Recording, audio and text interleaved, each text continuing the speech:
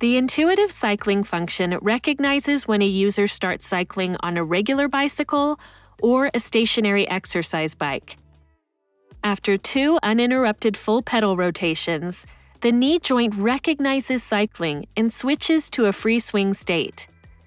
When the user gets off the bike, the knee joint switches automatically back to basic mode and provides stance flexion resistance. We recommend testing the function on a stationary exercise bike. Make sure that the seat is not too high and not too far back.